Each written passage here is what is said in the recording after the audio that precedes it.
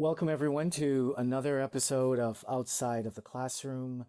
On this podcast, we talk with business professionals who are building careers in organizations and across organizations.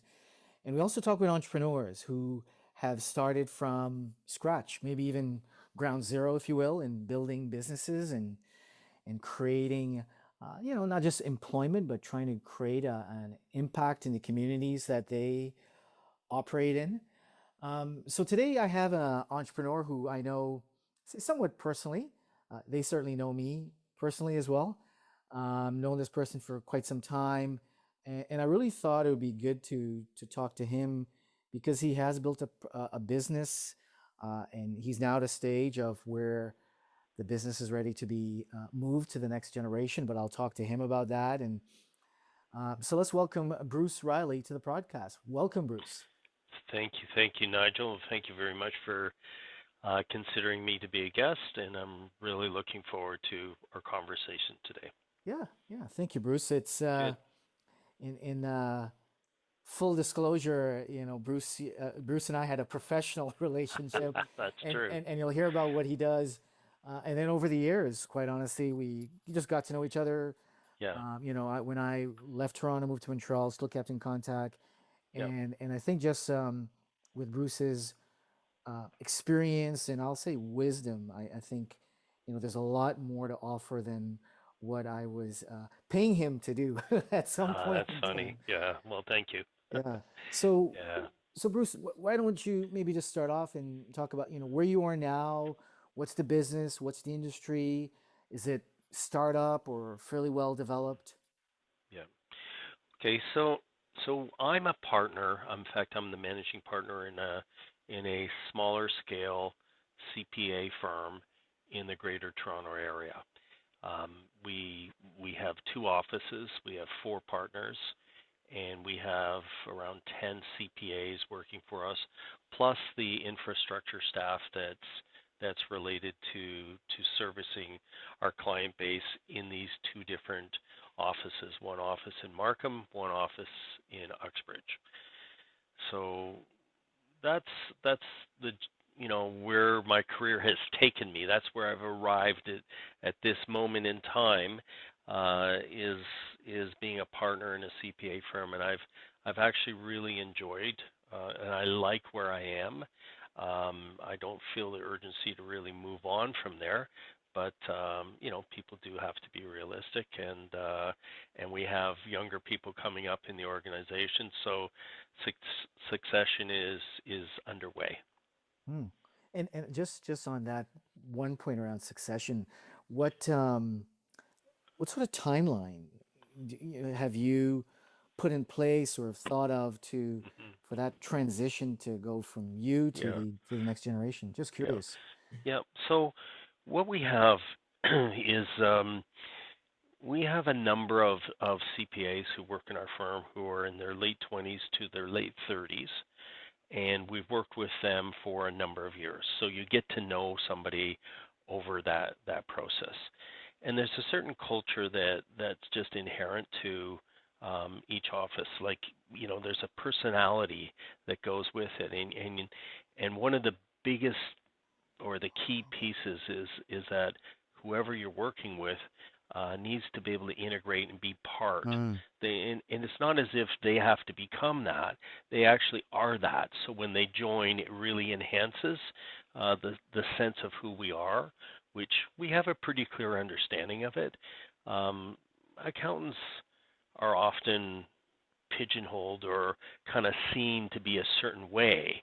And what we've tried to do to make ourselves different is, and I shouldn't say we've tried to do it, is essentially who we are. We've tried to build relationships with our clients, and the client relationships often go for years. They can go 10 years, 20 years, whatever the life cycle of the exercise or the enterprise that the person's engaged in. We'll look to go from cradle to grave through that experience with the client. So part of that is owning it with the client Mm. and being part of that journey with them. So we need people that are going to work with us, and that's how we, like when we go through a hiring process, we're often looking at the person first and their skill level second, because we're going to say, look, if you've got a business degree or if you've completed your CPA, you've really already demonstrated that you have a certain competency at a certain level. But what we're really interested in is who the person is beyond that and whether you're really going to be a good fit to be part of our team. So when we work with people for a number of years, you can identify people who will stand out and present themselves as being a candidate that would come along and they would add to the team in terms of ownership. So it's really a logical um, identification that becomes transparent, not through having to go through a process of, you know, choosing to think about it. You already know inside Mm-hmm. that person is going to be a good fit.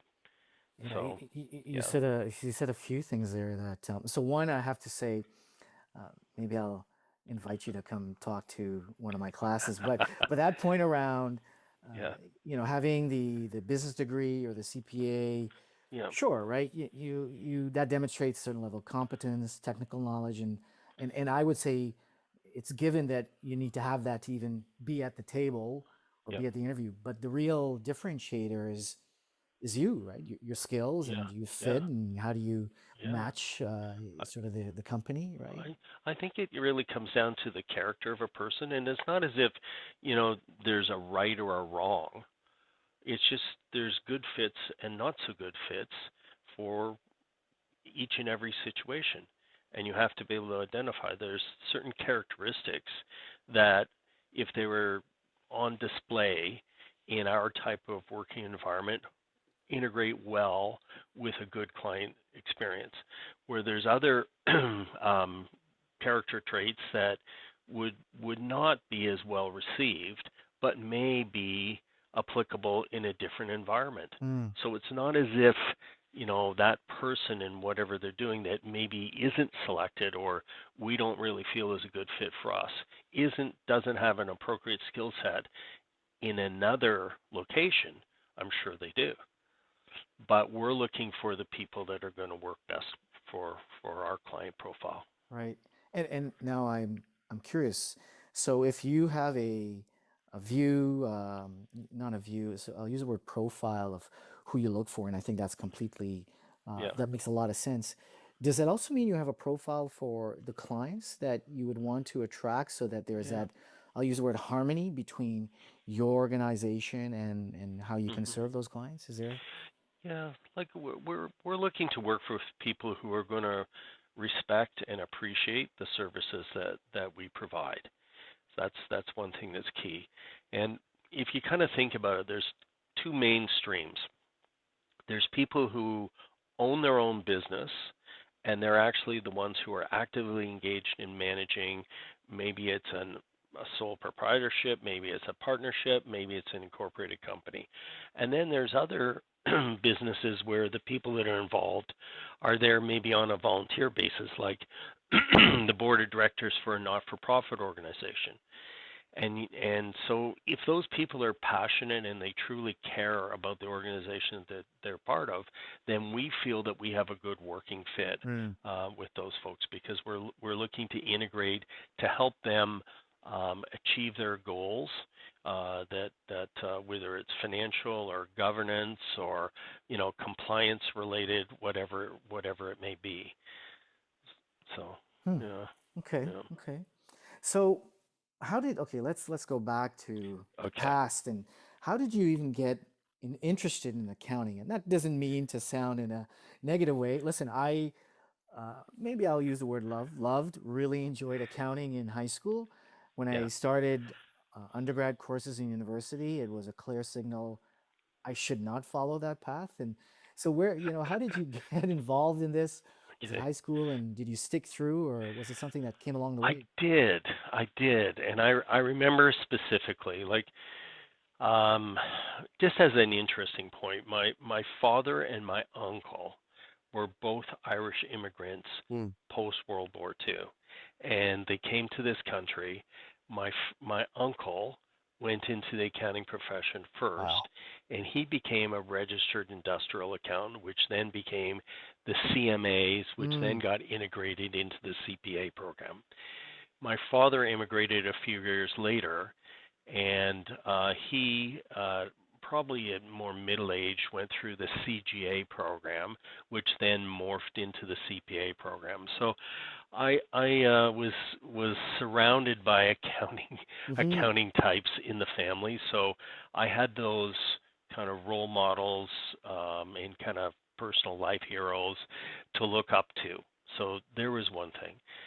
The other thing was, and strangely, I just did not get along with my grade 12 Mm. chemistry teacher. And I had thought about going into the medical side of things, Mm. and he it just we just didn't hit it off. And at that point, uh, those were back in the days when they had grade 13, and there was a double credit in accounting for grade 12, Mm. and then there was an economics and an accounting course for grade 13, and I took those, and I liked the competitive side of business. I mean, scorekeeping is like one thing, but and that's kind of almost like reporting history, but being able to create it and make it, it Mm. was almost better than sports to me. Like the ability to kind of create something that didn't exist before, and then to see it actually grow and flourish and achieve the goals.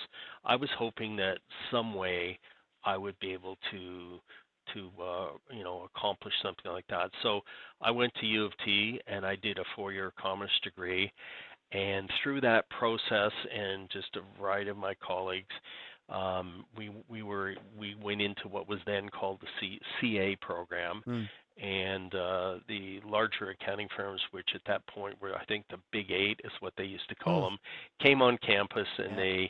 they interviewed, and sure enough, I found myself working for one of those firms.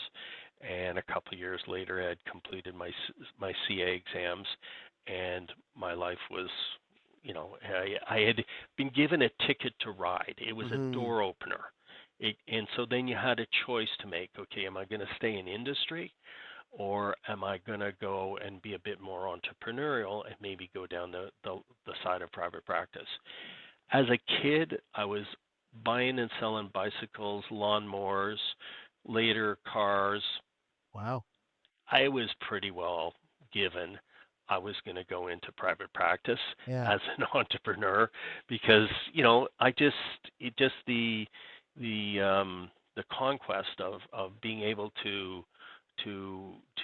manage something and create something Uh-huh. and make it work was a challenge. So not only was it a challenge for us to run our own business, but it was also a challenge at the same time. The flip side of the record was to help the people in the client base in running their businesses. So it was, there's two sides to that role, because you are primarily a small businessman to start, Right. but you're also helping other Yep. small businessmen. Certainly.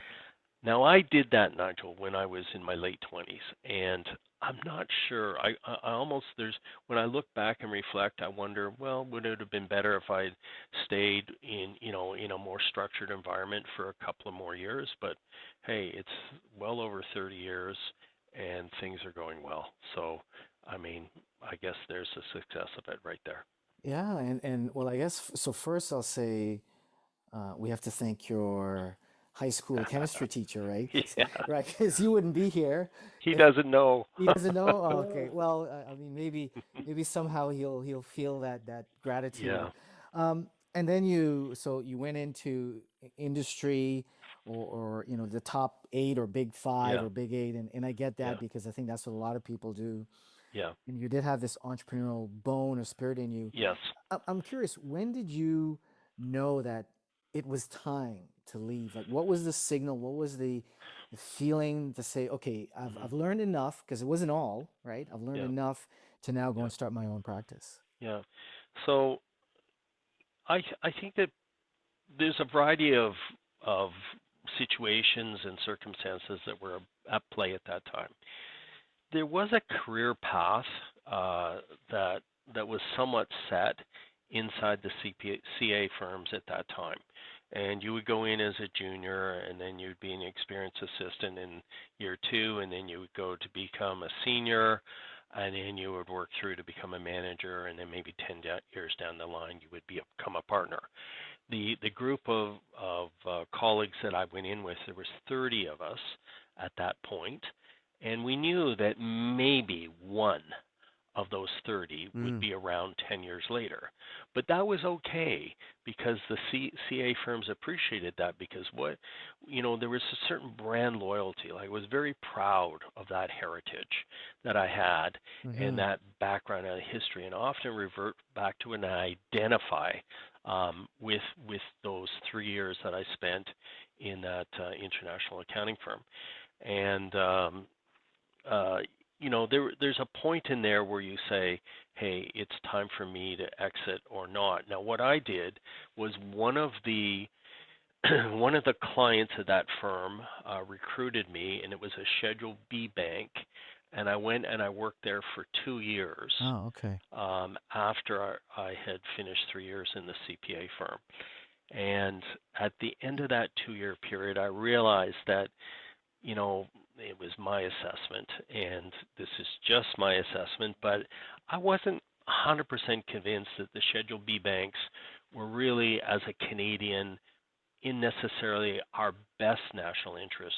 To Mm-hmm. me, they were politically serving maybe the countries that each one of those banks were solved with, Mm-hmm.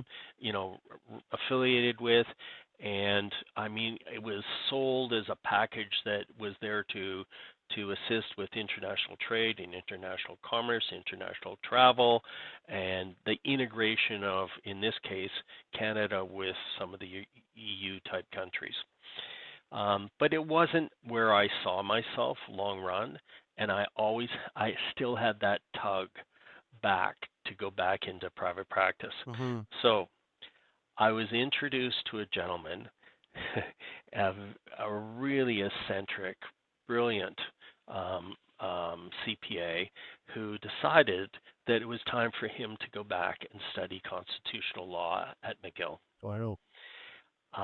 And he was just a powerhouse of a guy. He was he was involved in the rowing team at McGill, and he would sit on the he was the guy that sat on the front of the skiff Right. and directed the team. So a dynamic person. Anyway, he was looking to sell his practice, and so he was introduced to me, and the opportunity, I had hit the crossroads. Uh-huh. It's like the Eric Clapton song, went down to the crossroads. And I was given an opportunity to become the CFO of an international shipping firm out of Bermuda at that time, or go down the path of private practice. And after a lot of deliberation and a lot of soul searching and looking inside, that's where my heart was, and that's the direction that I went in. And that was in the late 1980s, if you can believe it, Nigel. Wow. Wow. Yeah, and what was really interesting about that is I bought a practice which seemed like the annual billings were, like, to me, it seemed like a lot of money. So you think that you have something, when the truth of the matter is not everybody was going to transition over. So you've actually walked out Ah, on thin ice, right. not knowing you're on thin ice, but on a daily basis you had the confidence that you actually had something.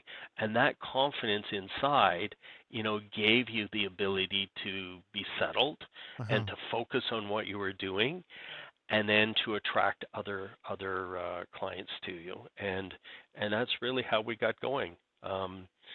Uh, Wow. and Wow. it's yeah, So, Bermuda versus yes, Toronto yes, weathers? Yeah. I know, I Okay. know, I know, but there were some family tugs with Okay. the kids and Yeah. all that, Yeah. Yeah. grandparents and all didn't necessarily want them away all the Yeah, time in Bermuda. So there was some social pressure, no doubt, yeah, yeah, of but course. yeah, yeah, Okay, and so you kind of just you said around you took this firm, you yeah, bought the firm, so yes, I'll use a word, my word, established. But hmm whether they stayed with you or not was another question. yeah, I'm curious, how did you show them and that yes, I can do equal if not better, and then how yeah, did you attract? I mean, you yeah. you were kind of unknown in the private practice space That's true. before, so how did you Yeah. build that credibility? Well, you like the first thing is just you know getting to know people and being available for access Wow. and then taking then as let's say we had a client list, let's say there was X number of clients on the list. What you had to do is take a look down there. You had to start to understand who are the key people involved in these businesses. What is the cycle? What's their year-end date? What are their needs on an annual basis? And so we had to build a schedule that we were going to be able to serve those needs. And then we had to reach out.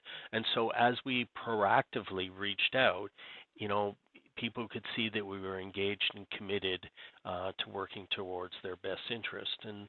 And I think that you know, part of what's going to transition a client relationship is the academic or the professional skill Mm-hmm. that you're going to be able to accomplish the task. The second thing is more the soft skills, which is the ability to build a relationship with those people and to know who they are, and then once you can kind of put those things together, then you can be forward looking Great. and you can suggest things that you might see coming down the line. Now, as a person in their later 20s at that time, you know, some of it you're learning on the job. There's Mm-hmm. no doubt about it. And you know, if you make a mistake, that's okay. You have to just be prepared to own it and say it for what it is, and people will be able to handle that. And I think in those few occurrences when maybe you found yourself over your head or you maybe made an error, you know, being honest about it and forthright about it is probably the best way to get through. And the truth of the matter is, if they can't handle it after you've kind of presented in that way, Mm-hmm. oh well, maybe they don't meet your criteria for a client for what you want in your client profile anyway. Yeah, I like that perspective because you're right. Yeah, It's easy to get, or I would say it's common to get so wound up, so concerned, so yeah, down about like losing a client or not yeah, completing something as you would have liked to, or not accomplishing something. But there's another opportunity, right? There's another yeah, job, there's another client, there's another goal, there's another project. And you're right, how you face that one setback yeah. can really be helpful. And yeah, I'm curious around these soft skills you talk about in your hmm early 20s, mid 20s. hmm How would you describe these your Oh, own soft skills, like very well developed or developing? I okay. So there was it was a different time. Okay. Let's put it that way. I think the last time I wore a tie was at a funeral or a wedding. Yeah. Back then, you would shop at Harry Rosen, Mm-hmm. and and you would have a tie and a suit on, and you carried yourself at a certain level. Yeah. And as I was working with people who were 10, 20, and maybe 30 years older than me. You had to have a way of generating a certain amount of respect. And whether that's fictional or not, at that time it seemed to work and be more relevant than it is at this point. But I really think that in terms of soft skills, I think it's some of it is just inherent as to who you are, and I think some of it Mm-hmm. you can develop. And so, how would you develop that? You would look for common ground that you can create a conversation around. So, obviously, the thing that's common ground right off the start is the business. Yeah. So you would talk about their business, the problems that they're having, what their future plans are. If they're, planning to do anything with the bank, is there any expansion? Is, is there, are they having any difficulties with staff? And at that point, what type of software and IT type solutions did they have? So that would create a conversation. And then as you would do that, you would interject things that were personal on some level, and you would get to know Hmm. that person. You might start to talk about their family, or you might start to talk about their house, or you might start to talk about sports, Yeah. and preferably not politics. But um, no, back I'm just kidding. But Yeah. you would start to engage with those Yeah. those Yeah. folks as you start to get to know them, and you would talk about something that was relevant to them, and then it would break the ice, Yeah. and you would just be real, just be yourself for who Yeah. you are, and just let the conversation flow and take it where it was. And then as people were interested in engaging you to do other things, you don't hesitate about getting involved. If they wanted you to go to something with them, Hmm. or whatever, or to meet somebody else, then I always tried to be available for those type of situations. So there's a certain fluidity to the process, and you would just let it come to you, not be intimidated by it, and just roll with it in the Hmm. in the moment. And you know 9 times out of 10 it worked well.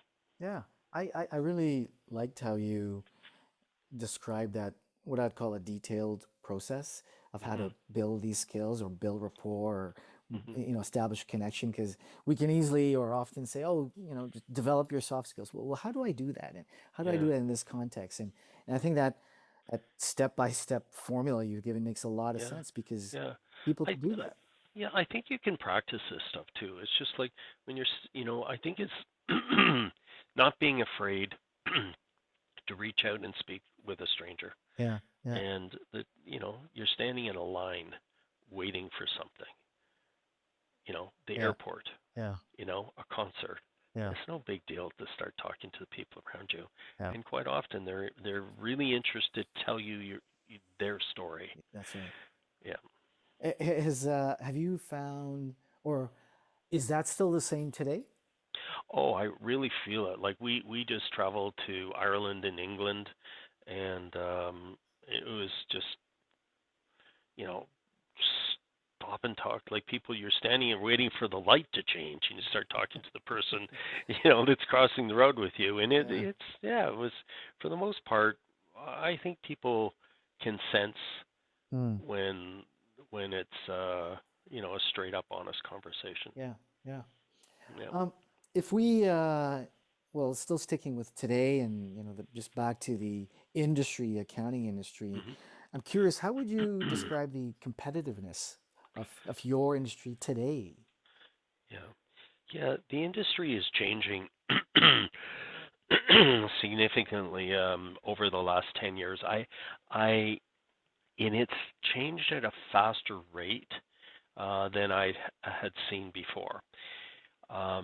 There's been a tightening of the technical guidelines and the rules, or the accounting principles, and they've been firmed up and revisited on all levels. Like, essentially, uh, chartered professional accountants, licensed professional accountants sell three main products: notice to readers, review engagements, and audits. The Mhm. review engagements and the audits are two levels of assurance products, whereas a notice to reader or a compilation is not.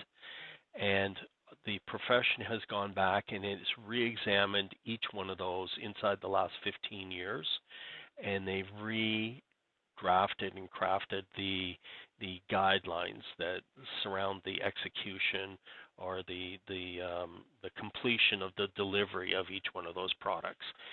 And things have become more technical, And so why have they become more technical? Well, the world is more complex. Mm. Like what does accounting do? Well, in a way, it's there to report. It's the slave of transactions. Mm. And so when you think about the complexity of business transactions, in terms of stock market related transactions or international transactions or foreign currency related risks and such, the transactions have become more complicated, so the accounting guidelines have had to respond to that and step up and be able to describe the nature of those transactions in a way that presents to the reader of the financial information the information in an accurate and appropriate level. And the disclosure that accompanies that also has to be commensurate with the level of understanding that should be required by the reader in order to put reliance on that. In a way, you can say that if you think about, the Dow and the TSX, each one of those companies has to do their compliance and report their quarterly and their annual results. Uh-huh. And these results are all reviewed or audited by licensed public accountants, CPAs. so the part of the integrity of the whole financial system is hung on the accounting profession fulfilling its integral role in that piece. So you had said it's become more technical now, and I guess that not I guess that would be good, generally speaking, to make sure things are that much more Yeah. compliant and transparent, particularly around strength of companies and especially publicly traded companies. I'm curious, so because of this elevated level of technical requirements or proficiency, have there been firms that were not able to understand and then translate this to business owners, and Yeah. some were better, some were less good Yeah. at it? Yeah. There's been a rebalancing of clients inside the accounting profession, and some of that's been at the direction of CPA Canada's and the various provincial bodies, whether it's Quebec or Ontario or whatever province. Every CPA firm, for example, in the province of Ontario, has to be reviewed if they are engaged in public accounting, have to be reviewed by the provincial body once every 3 years. And that review process used to, in 10, 20, 30 years ago, have more of an educational component to it. Mm. And it was kind of guiding you and helping you. Whereas now, because we're a self-regulated profession, you'll see that it's a harsher, more difficult, more judgmental, and the penalties and the outcomes for not meeting the standard, are really quite harsh, and it can require somebody to maybe be re-educated, or maybe to have their abilities restricted on Mm. some level. So that's part of the changes. The compliance requirements in terms of professional development have become more onerous as well. There's a certain amount of training that has to be completed on an annual basis, and some of it is training that must be verifiable, and some of it is not verified, but it still has to be Yep. supported. And so there's a commitment to staying current and relevant in the profession. So you've got the overriding bodies with more technical guidelines and rules that the accounting products must follow, and you've got a higher degree of scrutiny on the firms that are engaged in it. And for whatever reason, there's been less less people seemingly coming into the profession. Mm. The larger accounting firms were having difficulties in, let's say, the last 5+ years with securing reliable staff, and this is before COVID. And there was definitely problems with being able to get enough staff to actually complete the assurance level engagements and such that they had. So, you know, what happened was the as they weren't able to staff at the levels they would ideally like to keep or be able to keep staff, Uh-huh. because the demand, people were moving between the accounting firms at a greater rate than you would see before. um, what happened was that the fees associated to these assurance agreements engagements went up, Right. and some of the clients would choose then not to deal with, let's say, a tier Mm-hmm. one of the national or international firms, and they would move down a tier, and then the same thing would repeat itself, and then they would move down, and it would go down from the international firms to the national firms to the regional firms to the local firms to the small sole proprietors, and it would be raining down clients down through the different levels Wow. in the accounting firms, and it was a rebalancing of some of the work. The other thing is that we saw from the pressure that was happening with the regulatory body that they were seemed to be directing the profession in such a way that they were looking for the assurance engagements to be handled by the bigger firms, or the firms that had a more Mm. robust in-house training program. So at this point, for example, our firm is a two-office firm, four partners, and let's say 10 accountants. We're still a CPA Ontario training office, and will continue to be that. And we're probably we do maybe 40 to 50 assurance engagements a year, which is a lot of assurance engagements for a smaller firm.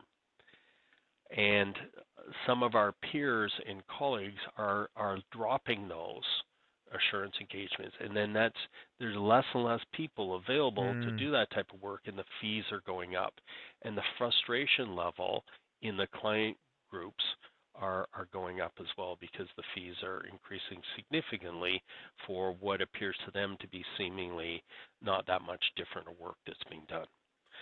So what we're seeing is there's a shortage of younger people coming into the profession, which has created huge opportunity. Right. There's a gap, there's a Mm-hmm. hole Yeah. that's Yeah. there. The fees that are being paid by clients right now have continued to make the accounting profession, quite profitable, no matter what level you're at in the profession.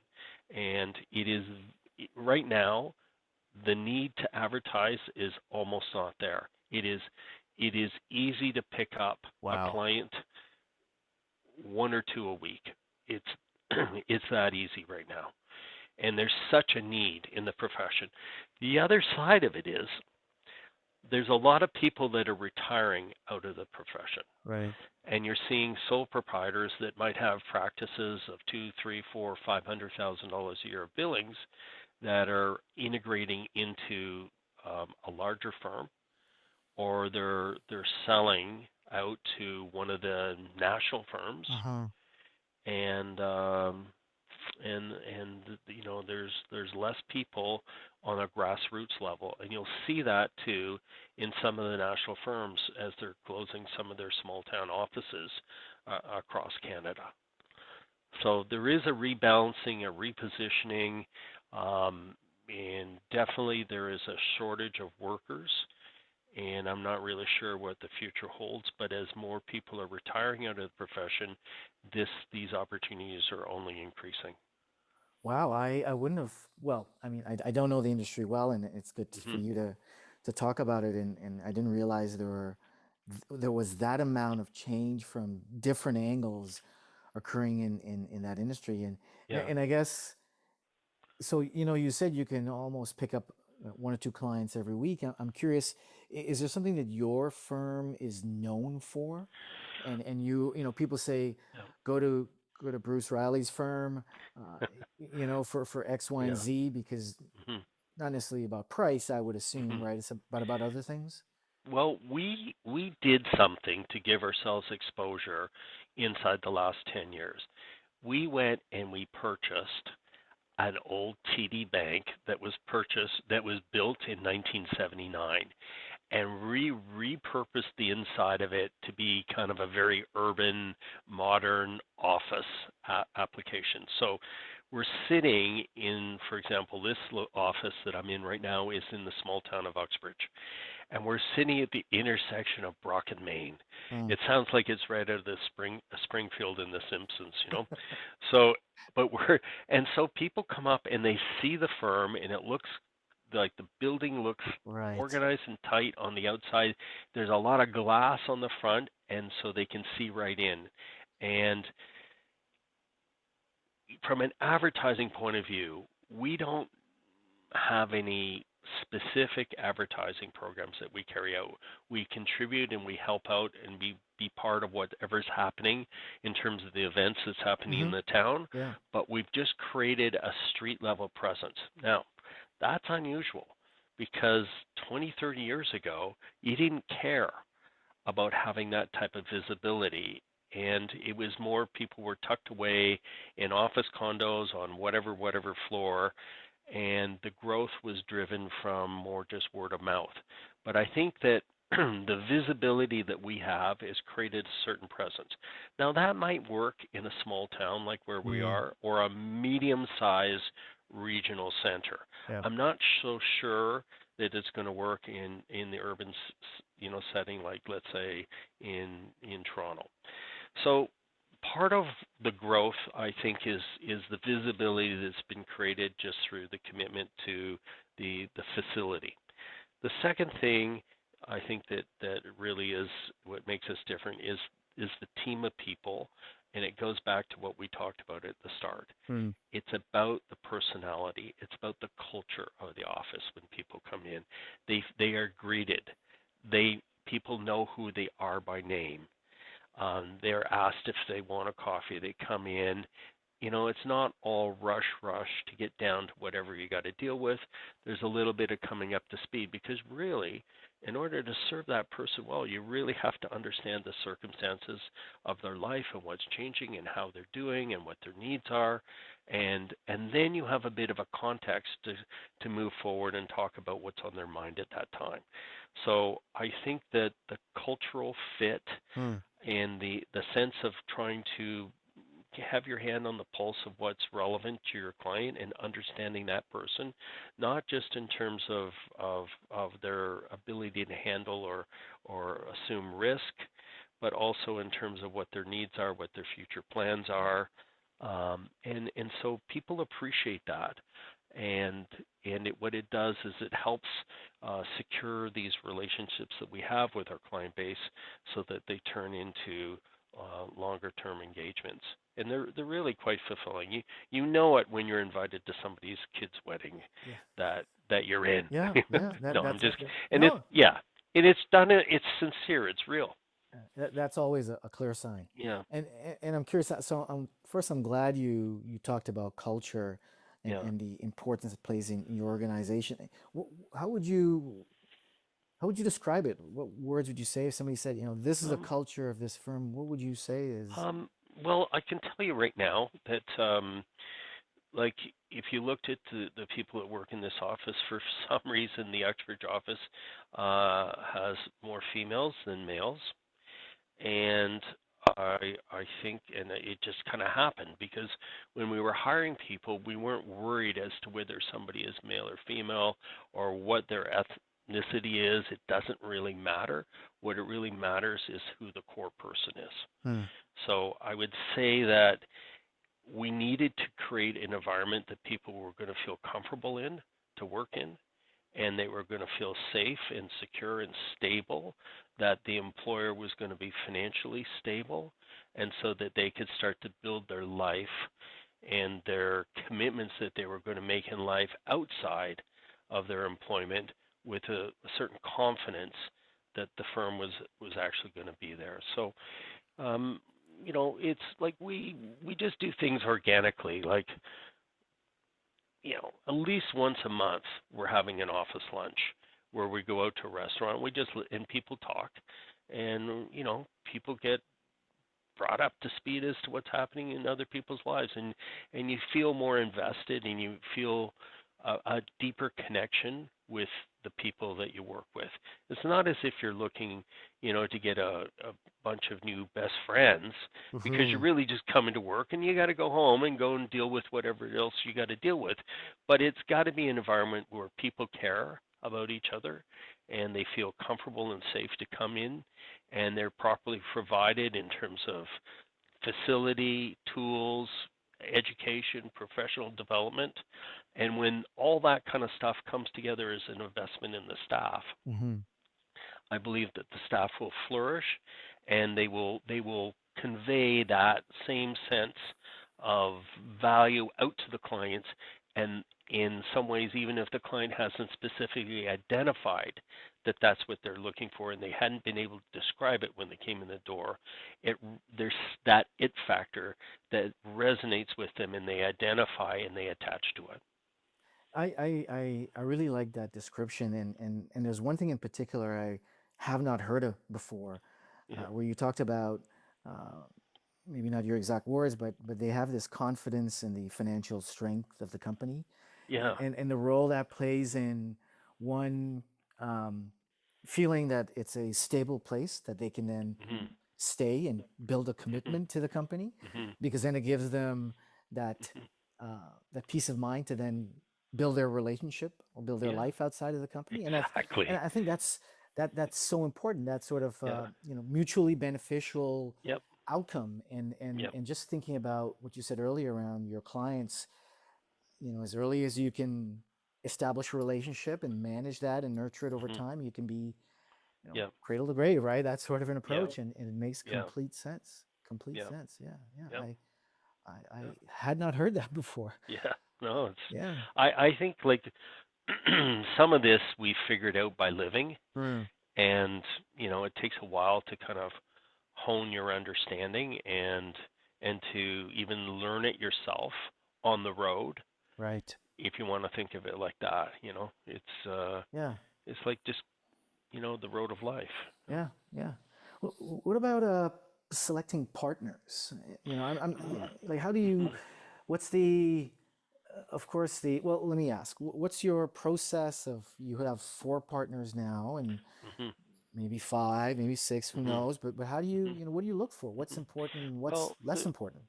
there was two of us that were the founding partners, and that we had brought myself and Howard back, the firm name Riley Back, Yes. Yeah. and we had brought together our smaller sole proprietorships, and in the process, we were able to hire younger people, and not everybody wants to be a partner, and that's fine, and you don't want everybody to be Mm. a partner. um, what you're looking for is the people have to be able to be a partner. You need a certain base level of technical ability, yes, and maybe you have an expertise, or something you're more comfortable. Maybe you're in dealing with not-for-profit boards or Mm, with small Yep. businesses, or maybe you have a better ability in taxation, that makes sets you apart. You got to remember that in all of these different streams and areas, we can also reach out and we build partnerships with other small firms, like whether they're tax lawyers or you know accountants who specialize in, let's say, indirect taxation, something that's unique, like HST or payroll related taxes or such.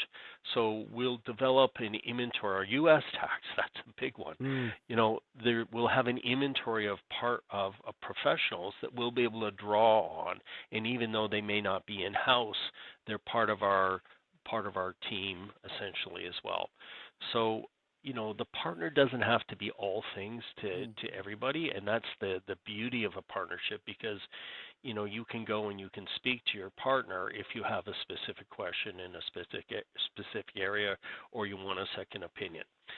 So as you are to take a look and see a younger person come up, so um, we have two partners who are in their 30s, and we have two more who may join inside the next 12 months who are also in their 30s. So, what have they demonstrated to us? That they can handle the client relationship. They have to be able to secure a client relationship. So, through the course of life and living and Uh, integrating and doing things, people know what you do, and they'll say, "Oh, what if you called so and so?" And so they call one of the CPAs who works with us, and that person's able to introduce that client and will work with us in onboarding that client and bringing them in, and integrate them into our client base. But they need to be able to handle all the areas. So handle the financial statements, handle the personal tax compliance, and whatever other needs. And they need to be able to deliver it in an efficient manner. So I know it sounds like a treadmill, but each one of us, as we come in, we have to account for 7.5 hours of time a day to the quarter hour. mm, It's a strange way to look at the world. But essentially, what are we selling? We're selling time. So mm, you have to manage the use of your time in an efficient way so that right. you're profitable, but you can't overbill your clients. You have to be sensitive as to what the market value is. So that partner prospect has to be able to manage the client relationship in completing the engagement. So that needs to include the timely completion of the work and the management of the staff that are going to be involved in it as well. And then once it's finished, you have to communicate it, a draft set of this work, off to the client, and you have to be able to run a client meeting. And at the end of it, you need to be able to deliver a bill because we're not a not for profit and we're not a government agency and Right. we're not a charity, so we need to get paid. So you have to deliver a fair bill in such a way that the client sees the value in the work and that you can get paid on a timely basis for doing the work. And that's what's going to allow the cycle to repeat, rinse and repeat. Wow, wow. Yeah. It's, when I think back to, my time in the corporate world, or even just in general, it's having these are my words, the technical knowledge, which of course you must have, Yeah. right? The P&L, profit and loss knowledge, which you Hmm. must have, you're running a business, and then Hmm. the people side, whether that's Yeah. internal people or the client people, right? Yeah. Those are sort of three areas, and yeah, it's interesting to see Yeah. your representation of that, right? Yeah. Yeah. And like as a small business person, it gives you a really interesting opportunity. So, what do you have? Well, I have a way to make money for myself because we're essentially employees of the firm, the partners. And, so that's how you get your monthly income. The second thing is you're building an asset that you can sell because you're building a block of annuity repeat business that has a certain certainty to it. And because of that, that's something that you can build as an asset.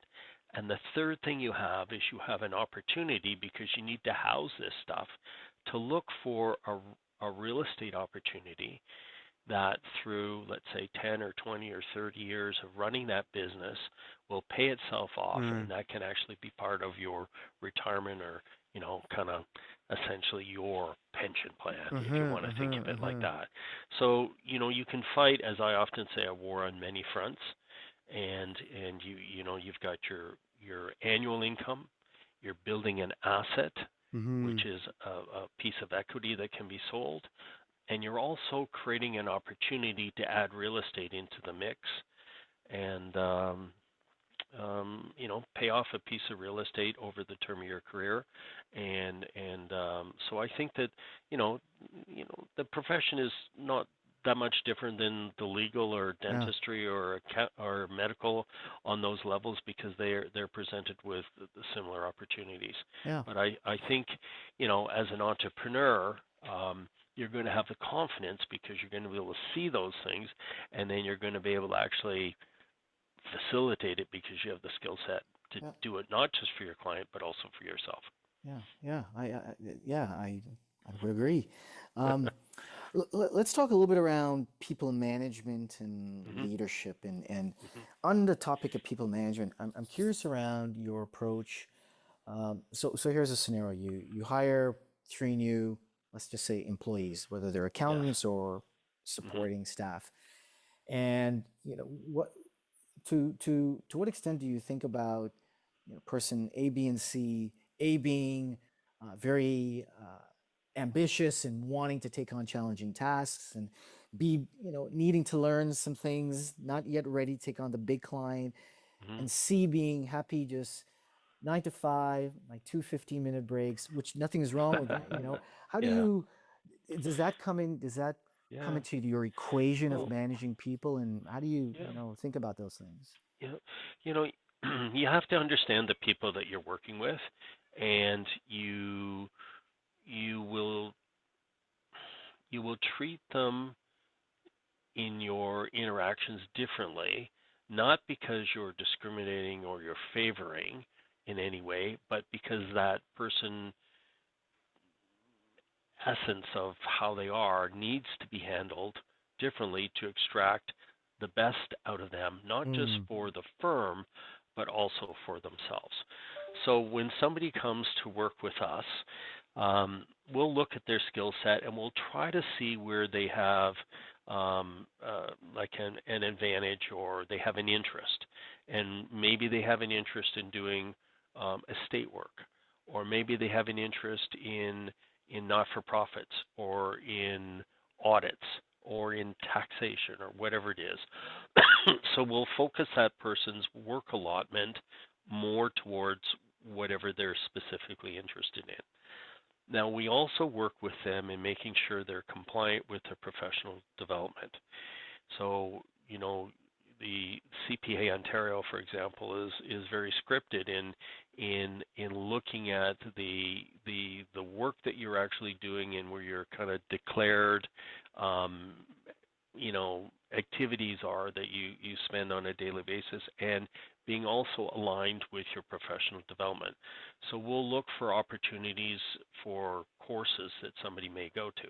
Maybe it's in a some type of enhanced tax mm, set of skills course that's for a week, or maybe it's a monthly kind of refresher course, or maybe they should go on audit training, or maybe they want to develop their IT skills, or maybe it's AI related or Excel related or whatever. We'll develop a training program and we'll let them kind of express what they're interested in, and then we'll make it available. So that's on top of the basic level of, provision of hardware and software that is essential to somebody's job going. So, like, it's key that everybody has a laptop and multiple screens at home and at the office, and that they're able to actually clip in and be functioning, working remotely into the server through a VPN. uh-huh. And the whole thing is very smooth, and it's accessible. Add that to the training that comes onto that person. Now, you talked about the personalities of people.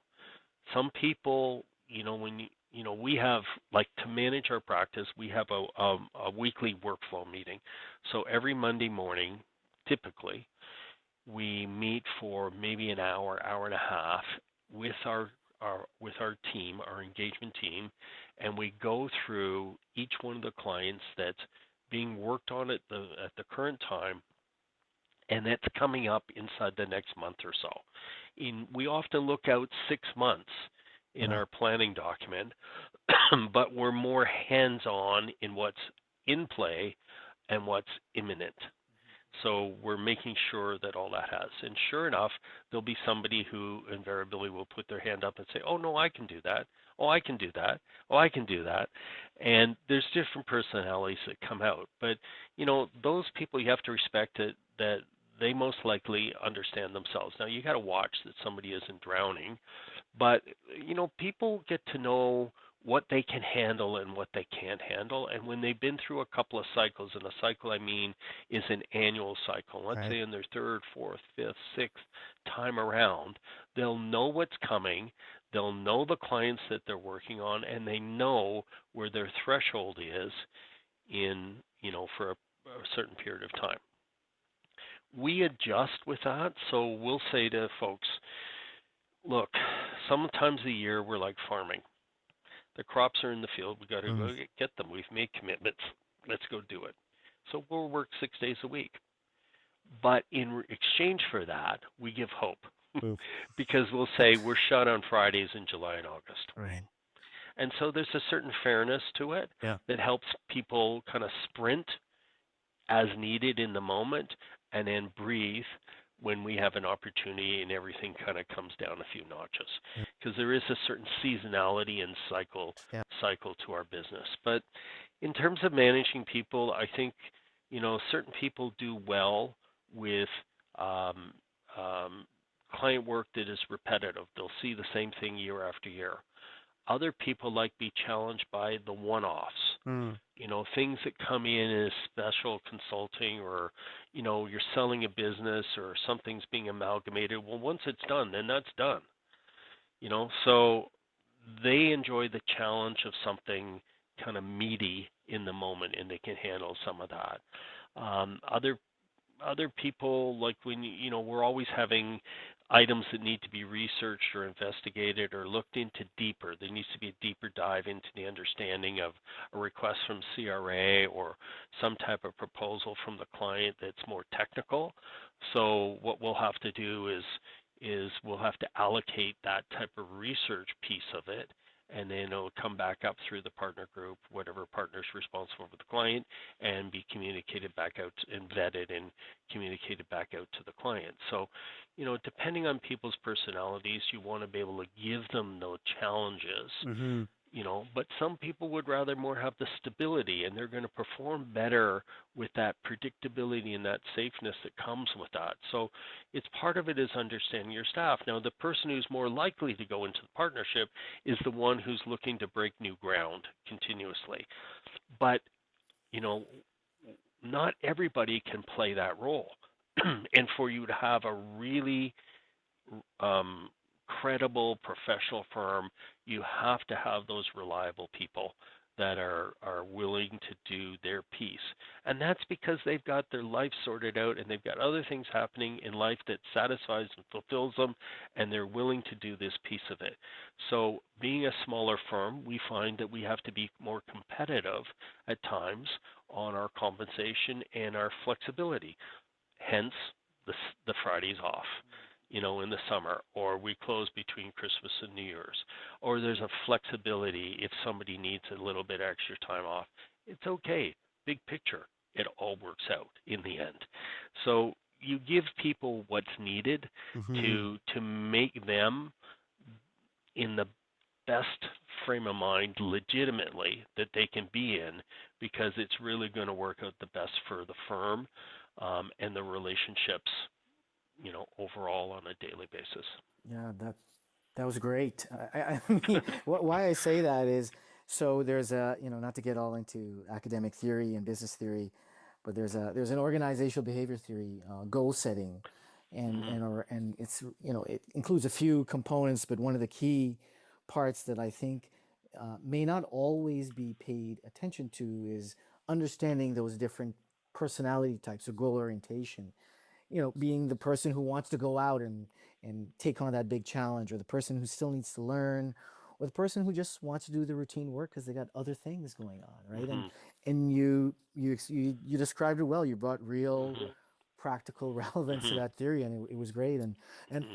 but I want to go back to one thing you said that I thought was really important, is that it's not about treating people differently or in a discriminatory way, of course, but Yes. extracting the most out of them based Yes. on what they want to Yes. do, right? Which Yes. is win for you, the firm, and win for them, right? Yeah. Yeah. We have a saying in our family, like we have a large family, and things aren't always equal, Mm. but they're fair. Mm. And needs change from time to time, this year versus next year, or a year in the future. It may not be equal in the moment, Hmm. but it's fair. Yeah. And we kind of try to do the same thing, the same philosophy in managing staff. In the moment, one person may be appear to be getting something more than the other person or more attention, but in the overall sense of it, it is fair. Yeah. And we Yeah. try, and it seems like you're speaking against yourself, but you're really not when you live your way through it. Yeah. I really like that Yeah, philosophy. Makes a lot of yeah, sense. yeah. Bruce, how would you describe your leadership style? Okay, so if I see something that somebody is doing that instantly, without even thinking, I know. Like you look and you see, and without even processing, I know whether it's on track as to how I would like it done or not. But I have learned over the years to be patient Mm. and to hold my comments inside the confines of generous guardrails and let that situation self correct. Now, there's times when, so let's say that something needs to be dealt with. You got a couple of ways to deal with. One, you can go hard, or two, you can go logical and reasonable. Well, you know which one we go. We're going to go logical and reasonable. So we're going to honestly present what our concern is. There's too much of this, and it's really not such a good idea because of this. And it's, and so that the person knows that they're not being necessarily centered out or focused on for correction in this particular area, but it's really in terms of the policies and the principles of how the firm's got to work. It really needs to be shifted a bit, and so we leave it to that person to self-correct. If it comes back a second time, it's a firmer.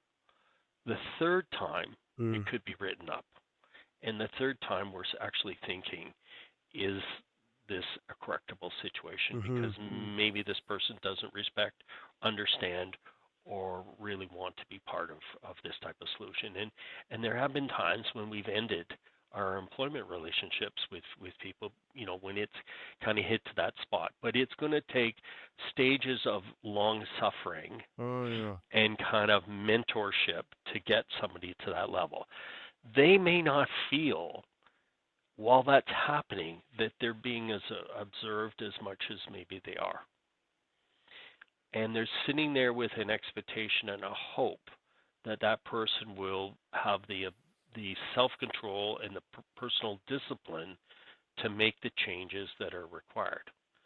So from that point of view, it's a little hands-off, and I look at it as them being professional staff. So I'm not looking and saying, hey, you took off 2 hours to go to the dentist. Are you sure that was the best time of day to do that? No, we don't think like that. You've been given an allotment of work. You need to get it done. We're theoretically here 7.5 hours a day, but don't think like that. Mm. We're here to get the task done. And if you got to stay an extra hour or two, it's fine. Whatever. Trust me. There'll be days I come along at 3 in the afternoon and say, hey guys, it's been a busy week, or 2 in the afternoon on a Friday and say, let's just pack up and go. Mm. We're done. And so there's a fairness and a balance that comes out of it. I try not to be in anyone's debt. Mm. Mm. And so Yeah. the guardrails are generous. Um, there's an expectation of fairness. Like there's a sense that I expect I'm being fair to you. I expect that back, reciprocated. And if something gets out of whack, we'll talk about it. Mhm. We'll talk about it, and then we'll probably act on it. Yeah. Because otherwise, it's not a good example to the rest of the staff, Mhm. and it ends up becoming a bigger problem. So leadership is more of a hands-off thing. Now, I can tell you when there is a more challenging client situation, I don't mind going into that scenario because I've seen so many of them over the years. And it's all in how you present it. So that's a leadership style. And I've had staff in these situations when they've been unsure as to which direction this was going to go in. And 99 times out of 100, it's pulled back from the edge of whatever, Wow. and it's brought into some type of reasonable conclusion where we can move forward. And it's the whole process is slowing it down, explaining, listening, explaining the situation as to how we see it, and presenting a fair and generous alternative as to how to move forward with the solution. And really, if at that point that's not acceptable to the client, the staff look to us and say, what are you going to do? Well, we're going to accept the cessation of the relationship. And we're okay with that. We're okay with that. Yeah. That's okay, because in the long run, it's for the overall good. Yeah. That what you just said about the cessation or the ending of that relationship even makes me think very early on in our talk, but even in your career, you said that in your 20s, if you weren't able to keep a client, win a client, it's okay, right? Yeah. It's not the end of the Yeah. world, if you will. It's not like this is going to define you, right? So, Yeah. See, I often explain it like this. You got a couple ways to build a wall. You can back up a cement truck and you can pour that wall. There's not a lot of heart and soul went into that. Or you can build that wall brick upon brick, client upon client. And we like that, so we don't have all our eggs in one basket. We have many, many client relationships. If you lose a client, it ruins your lunch, but it doesn't ruin your year. You know what I mean? So it's upsetting, and it's a tearing, and it's a especially if you didn't want it to end, or something happens, but inevitably, you know,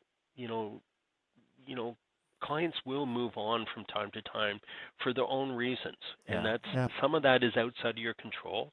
You just have to accept it. But if you keep doing what you're doing, the brick upon brick, they present themselves. It's not really that hard to build that wall. Yeah, yeah, great. You're giving me a lot of, I don't want to say sound bites, but Metaphors. yeah, but they're fantastic. Yeah. I'll say this one, or I got to ask you or talk about this one thing. You talked about patience, Yeah. and I'm curious. So you must have arrived at some point in your career where you realized you needed to be more patient. Yeah. And I'm wondering, how's that Well, journey of being patient? Because I don't think it's easy.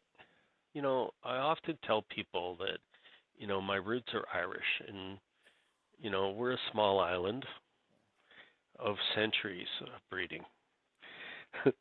And Irish people, they can be gregarious, and they have a tendency to, you know, well, there's Guinness and all that kind of stuff, and it's created some stereotypes. Yeah. Look, that stuff doesn't work so well, and I can say that in my 20s and my 30s that I was not as slow to anger as I should have been, Right. and it doesn't work really, and I had to learn it. And I learned a lot of it through a mentor that yes, I met. And I met him in my late 30s. And interestingly enough, he worked for my father in a large provincial organization of 5,000 people. And I met him through my father. My father had been a mentor to him. And my dad was about 16 years older than him, and he's about 16 years older than me. Kind of interesting. But he and I created an accountability with him. And that relationship was really key to me in my 30s, 40s, and right up to the present time. And so he was an excellent listener. And he, with that little bit of more maturity and life experience, would often ask me questions that would then lead the conversation. And he would really walk me into my own conclusions, which I now know with hindsight, he was really directing me, even though I didn't know I was necessarily being guided, but I was. And I watched his style, and I to a certain extent, learned and adopted it.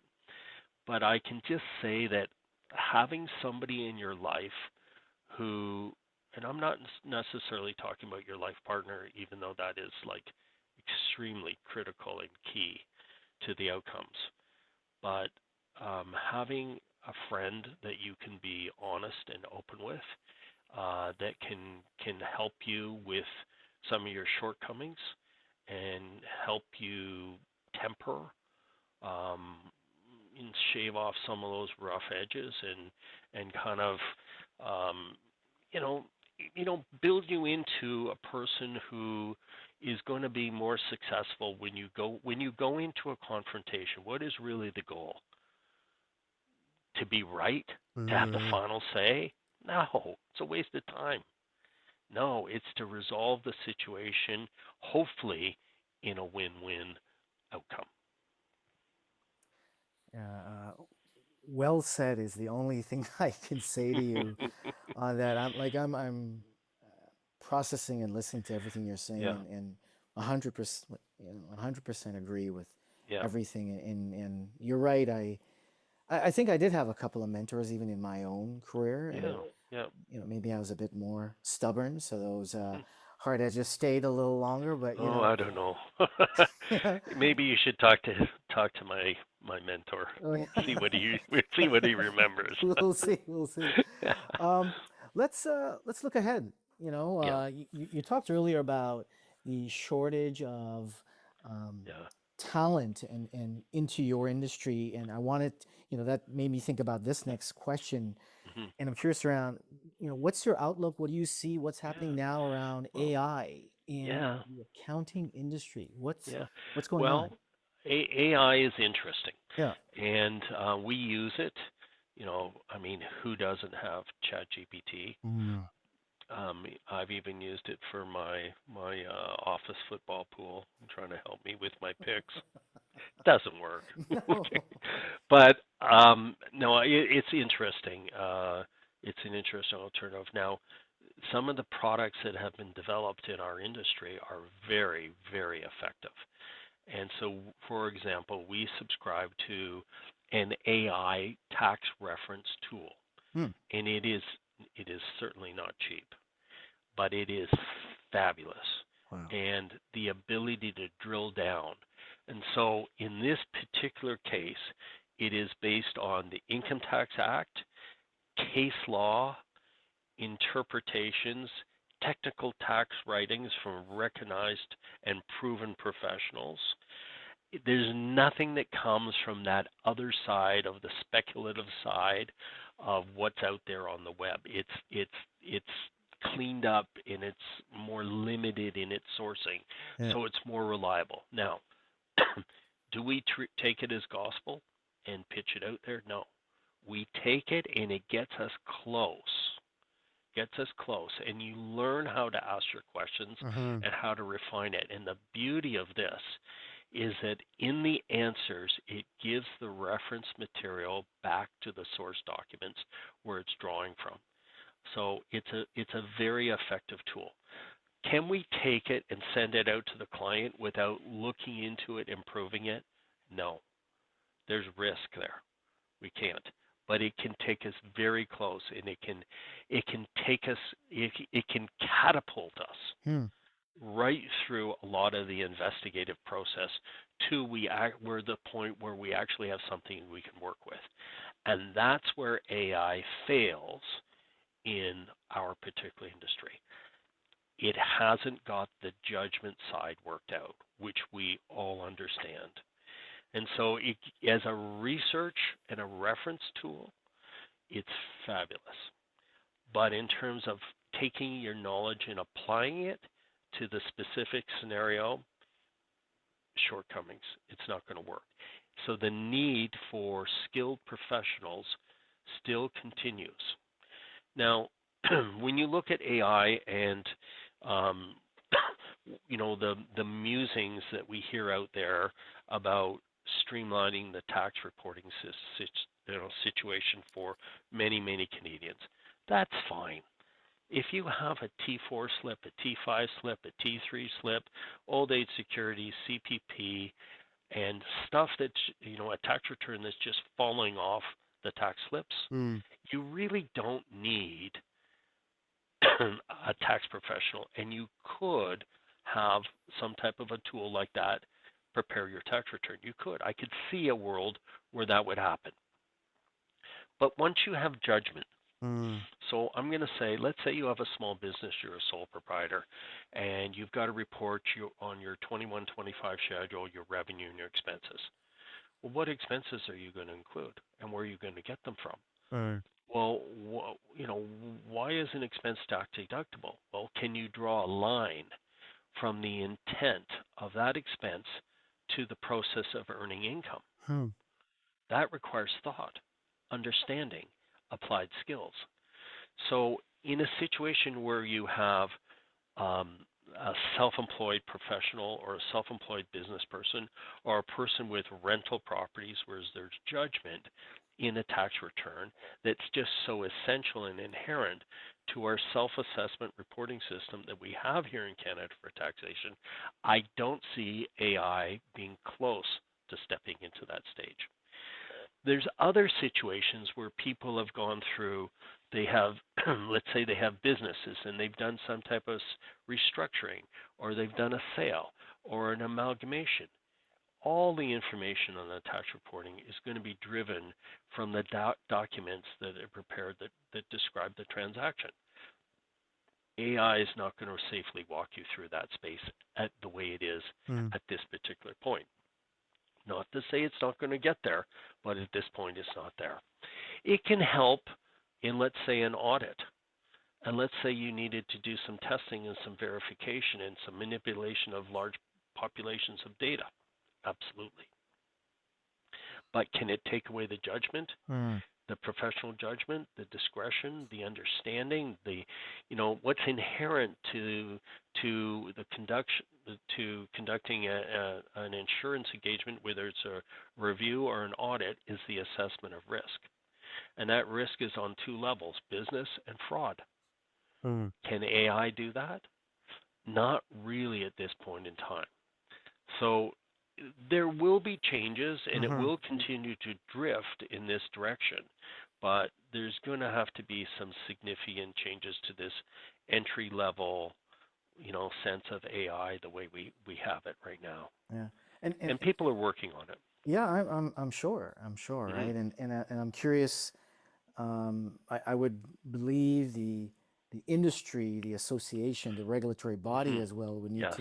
to bless, approve, okay Yes. these tools taking on higher order Hmm. decision making, right? Yeah. That would need Like to. in our professional development courses put on by our provincial institutes, they are encouraging CPAs in private practice like ourselves to take training on AI because they realize there's a risk out there of people misusing it. Mm. And part of it is to try and understand it, to encourage people to use more than one source. And then to take those results and to blend them together and then to use judgment to understand it. So we are being trained right now in the use of AI for the fear that the profession Mm. starts to misuse it Wow. as we wait for it to develop further. And obviously that's happening. You can see that when you look at the markets and you look at the Magnificent Seven on the Dow Mm. and on the Nasdaq. You know Yeah. where the money, the investment money, is going, and so we're waiting for the results to kind of be in line.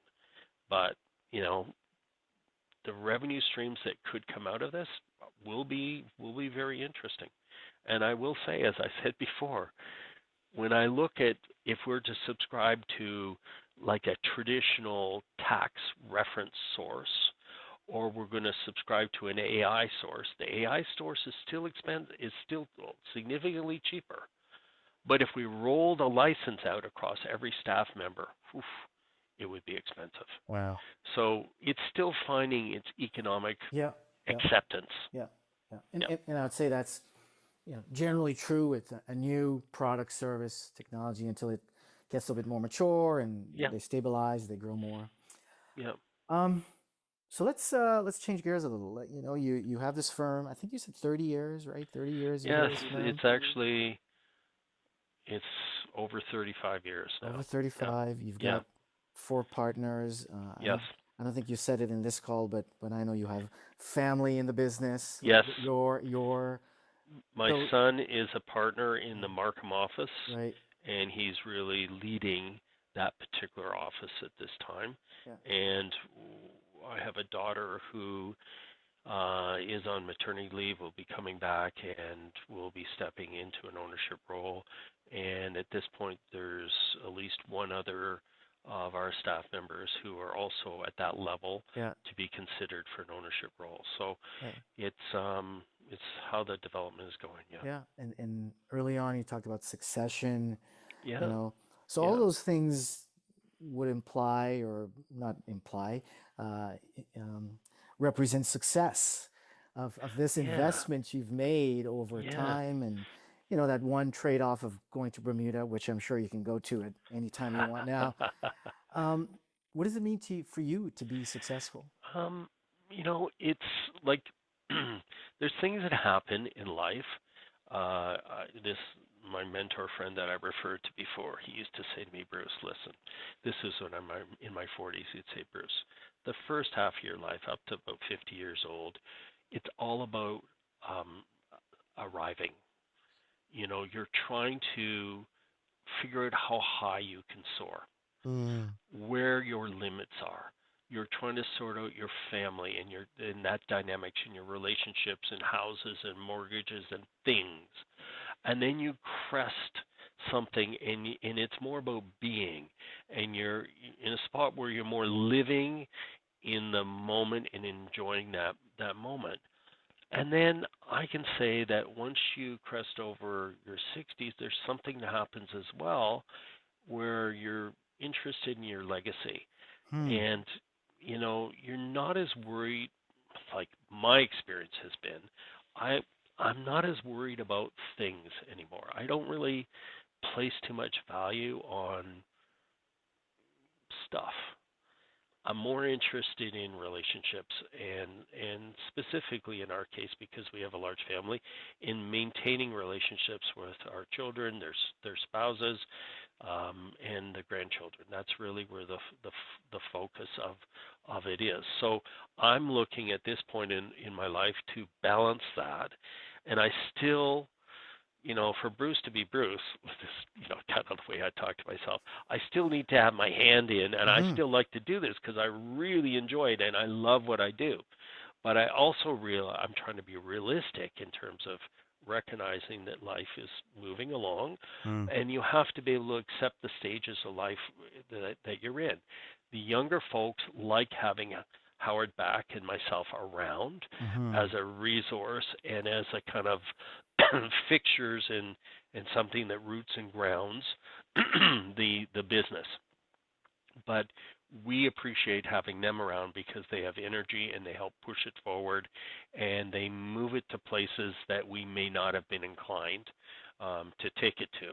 So there's a really effective balance, and the beauty is that the younger folks recognize this as much as us. It's not as if we're sitting here as a couple of bitter old guys that Hmm. say, why don't they care about us as much as we think they should?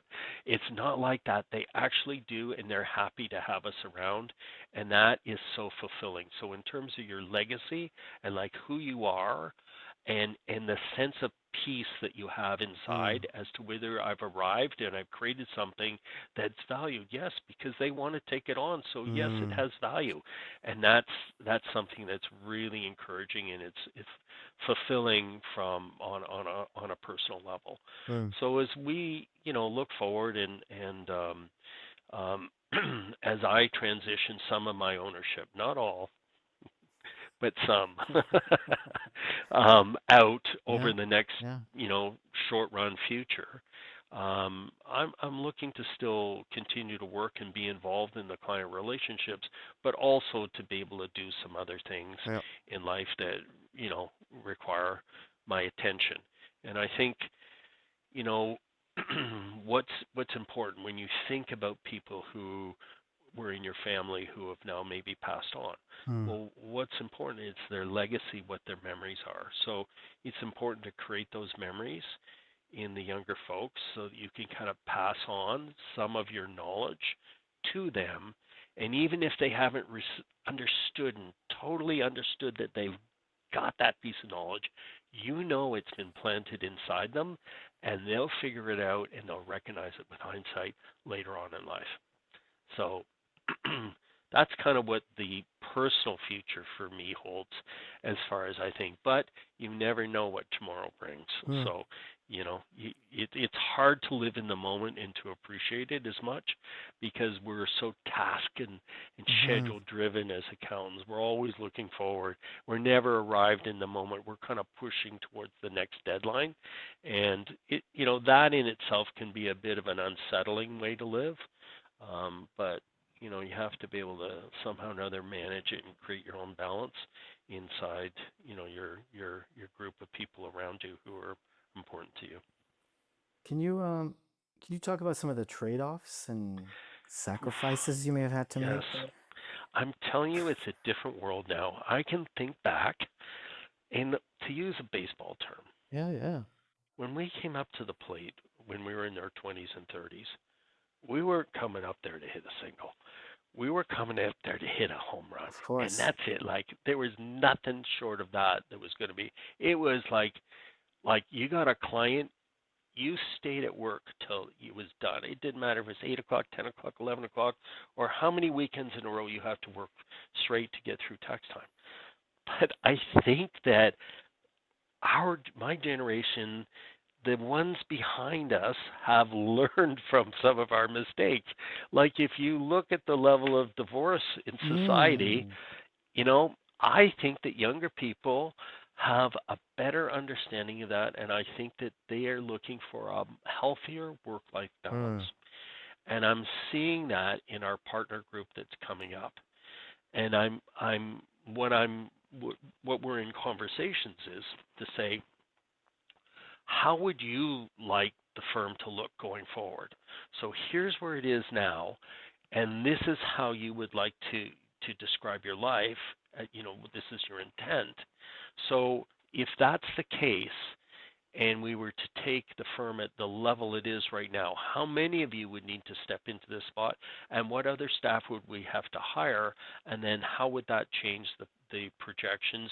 And if it does, in terms of profitability, is it still worth it to you? So we're kind of rejigging those balances that are going to fit with the personal preferences of lifestyle that the upcoming partner group is looking to move into. So you think they, I don't want to say Look, figured it out, but they have a better mm, approach I to think trying to hit so. that Like home run?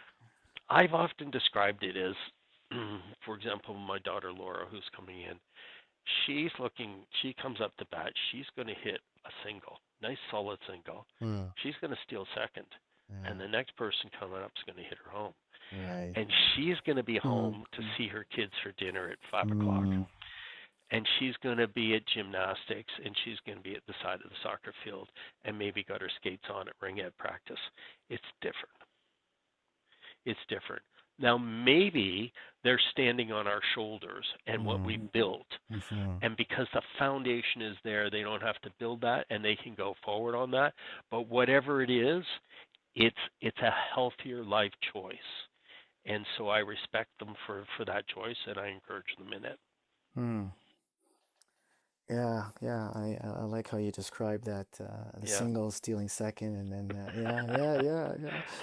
Um, when you think about your journey so far, I'm curious if is there a moment that was probably the most difficult for you Yeah. that Yeah. you learned the I most from, and maybe hmm, even have to change the way you thought about I things? did. I did. When I left my 30s, it was harder to secure growth than it was now. And I was presented with some unusual opportunities, and um, I was introduced to the TSX Venture Exchange Mm. series of client needs, and I was asked to step in and start to audit public companies. And we did that for many years. We did. And then the Enron scandal hit, Mm. and Sarbanes-Oxley and the Canadian Public Accounting Board was introduced, and the space became more difficult, more challenging, and the profession accepted the international financial reporting standards. And so smaller firms like ours were encouraged to not be in the audit side because you really needed a national firm with international exposure, to stay on top of the international standards. But at the same time, and based on relationships, because I would be in there as the auditor and I would start to get to know the members of the board. Mm. And sooner or later, they would say, hey, would you consider stepping down as the auditor and come on the board? And would you also play the CFO role? And so I've done that for an aircraft management business, a number of mining companies, some technology companies that were in the technology development space, and I did that from my late 30s to my early 50s during that stretch of time. So, that's a difficult space because there in the TSX Venture Exchange, those companies don't really have revenue streams, Mhm. and a lot of it is driven from private placements and people raising money on the smaller scale markets, and that's what's driving how you're getting paid. So it's not as lucrative or as stable as it could be in the traditional accounting space.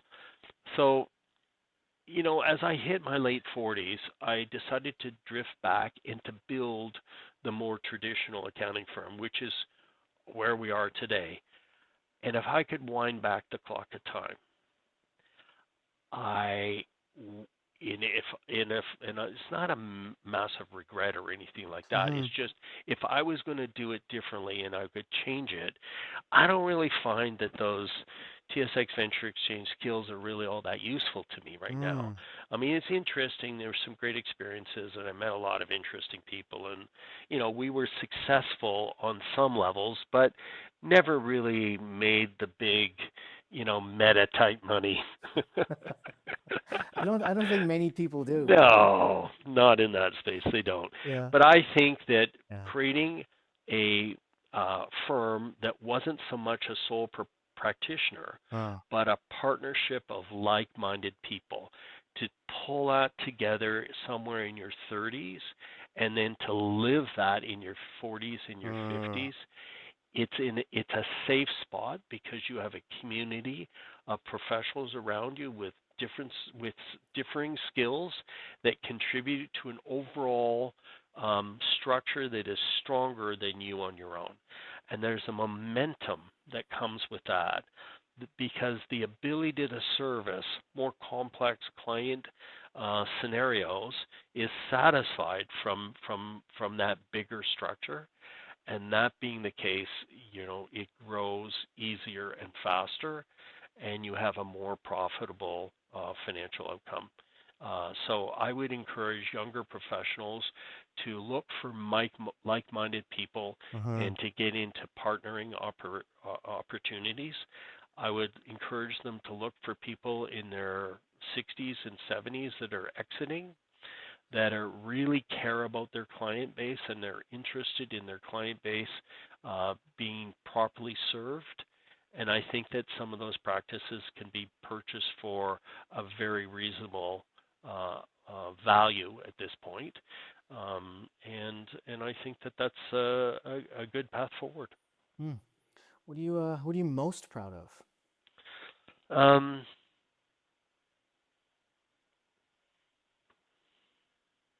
the client relationships and the staff relationships and the friendships that have been built over the years. Yeah. So many people. Yeah. Yeah. If Yeah. you wanted to go to dinner with somebody, I could make a list of many, many people that I could call and say, "Hey, what are you doing?" Yeah. And you could get together and you could reminisce, and it would be fun.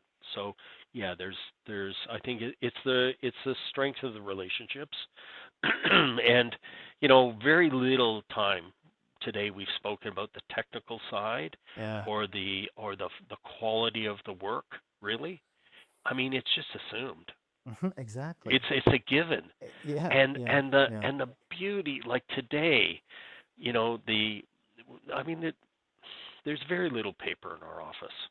Very little. Everything is electronically stitched Mm. together and integrated, and it flows, and it's logical, and it's backed up, and it's supported, and it just works. It makes sense, Mm. and there's a confidence and comfort. And so those guardrails of comfort were given to us by the rework of the accounting guidelines in the auditing and the CSRS 4200 compilation engagement rework that was done more recently by our provincial and national bodies. And that's what's given us the products that we sell that people identify as having value and they're looking to buy. And there's a process to it. And the accountability that comes from the practice inspections once every 3 years keeps us focused. And the professional development requirements that we have to comply with keeps us relevant. So You know, you talked about patience earlier and having to yeah. learn that or adjust your level of patience. I'm curious if there are other, I'll use the word behaviors that you had to change over time from your 20s to where you are now. You know, are there behaviors you had to adopt and other behaviors you had to, you know, shed Mm-hmm. or spend less time on? Oh, that's a really good question. I think some of it is personal discipline in terms of my expectation of my schedule. Mm. And so I've had to look and say, okay, what works for my family? And it seems to be that if I have to dig down and find some extra time, I find it earlier in the morning. So I'm more available later Hmm. in the day. So I've had to kind of sort out what my day looks like. Yeah. That's one thing that I would say is in kind of scheduling your availability and your accessibility. I think another thing is giving up control. Mm. I have given up control of my calendar. Okay.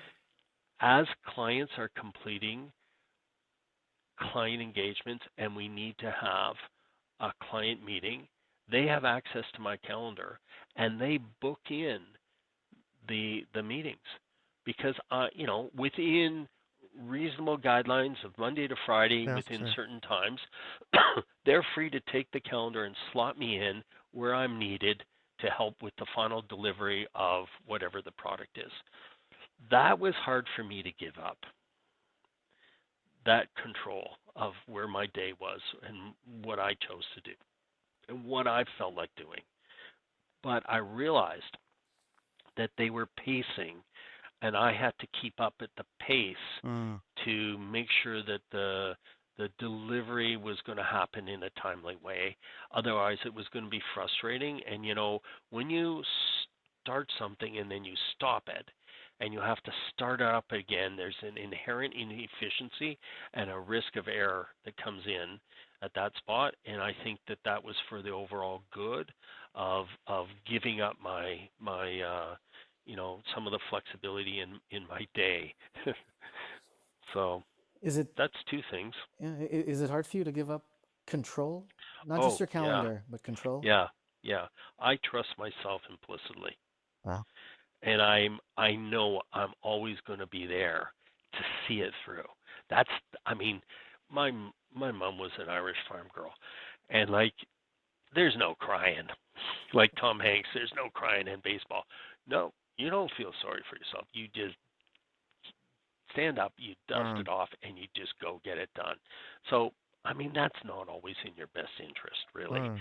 But that ability to have that confidence and belief in yourself that I can see this thing through. And so, in the sense of that, in order to make sure, you need to filter out things that could disrupt or buck you off that horse that you're riding. And part of that is you being in control. And so when Mm. you give up that control a bit, you're trusting the people that you work with. Mm-hmm. But when you do it enough times and it works, you get used to it and you kind of like it. Yeah. It's freeing. It's Yes, liberating. it Interestingly enough, is. or contradictory. It So, is. yeah, yeah, Yes, yeah, agreed. yeah. Um, if you had one extra hour in the day, how would you spend that?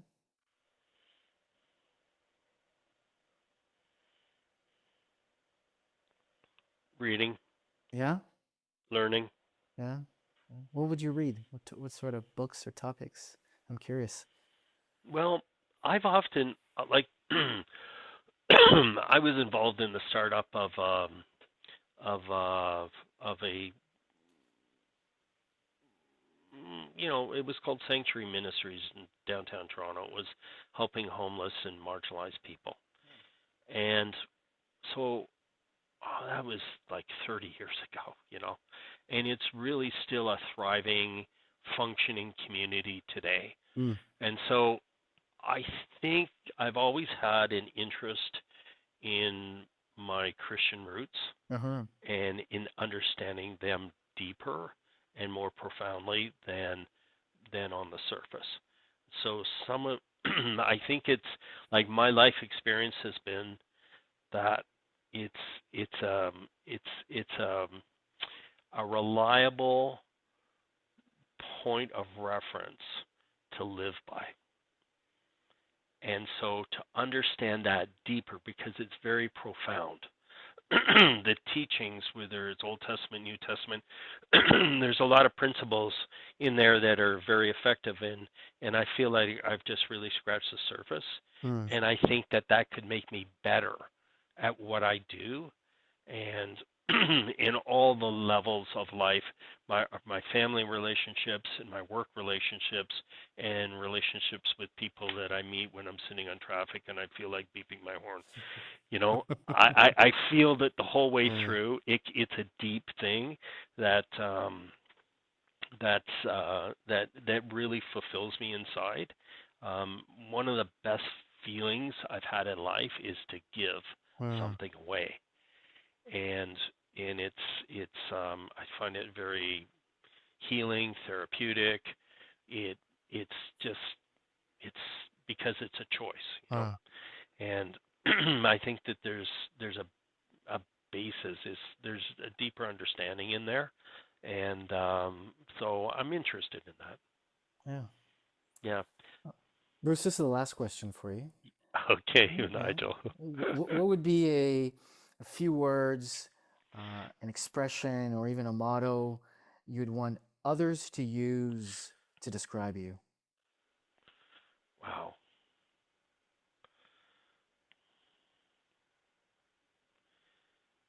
He had his flaws. He worked hard to improve his failures. He cared, and he did a good job. He was fair. It's real. Nobody's perfect. It's okay. Get over it. I'm happy with that.